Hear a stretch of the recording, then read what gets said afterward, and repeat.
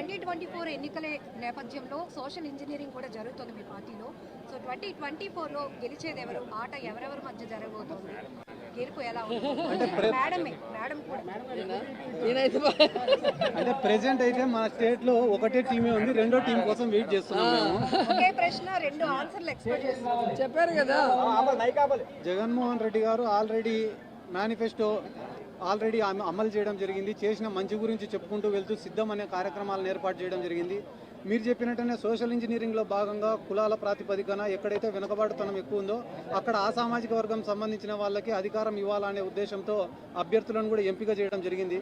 కానీ మేము అన్ని రకాలుగా సిద్ధంగా ఉన్నాం. కానీ తెలుగుదేశం వాళ్ళు కావచ్చు, పవన్ కళ్యాణ్ కావచ్చు, బీజేపీ వాళ్ళు కావచ్చు, అదేదో సినిమాలో చెప్పినట్టు ఇది నీకు, ఇది నాకు, ఇది నీకు అని పంచుకునే కార్యక్రమంలోనే ఉన్నారు తప్ప వాళ్ళకి ఇంకొక క్లారిటీ లేదు. నాకు తెలిసిన అంచనా ప్రకారం వాళ్ళు పూర్తి స్థాయిలో సిద్ధమయ్యే టైంకి ఎలక్షన్ అయిపోతుంది.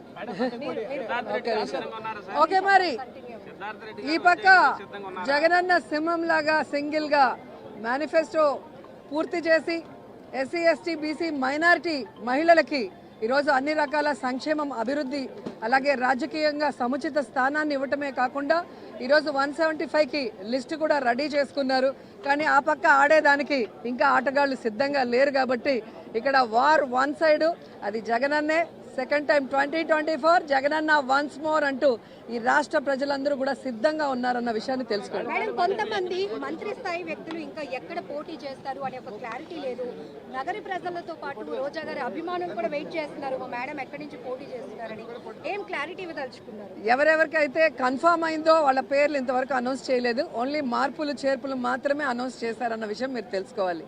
సో 175కి 175 లిస్టు రెడీగా చేసేసారు జగన్ గారు, అది అందరికీ తెలిసిన విషయం. మేనిఫెస్టో అంతా అమలు చేసామంటున్నారు కదా, అంటే మద్య నిషేధం ఎక్కడ అమలు చేయలేదు, అలాగే సిపిఎస్ రద్దు చేస్తామన్నారు. 1 వీక్ అది మీకు చదువుకోవడం రాకపోతే మేనిఫెస్టో మరొకసారి చదువుకుంటే బాగుంటుంది. మద్యపాన నియంత్రణ అనేది చెప్పారు.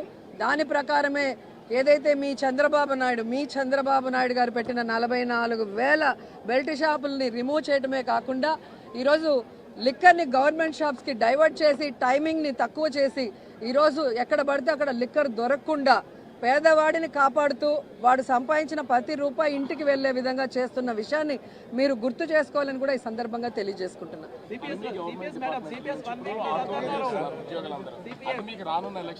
అవి తెలుగుదేశం పార్టీ యూనియన్స్ ఉన్న వాళ్ళు వాంటెడ్గా చేయిస్తున్నది.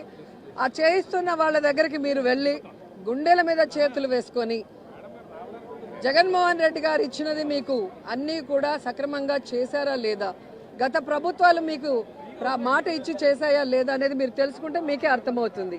ఒక ప్రభుత్వంలో అధికారం వచ్చాక ఒకసారి చేస్తారు, సంవత్సరం చేయరు కదా, అది మీరు కూడా తెలుసుకోవాలి.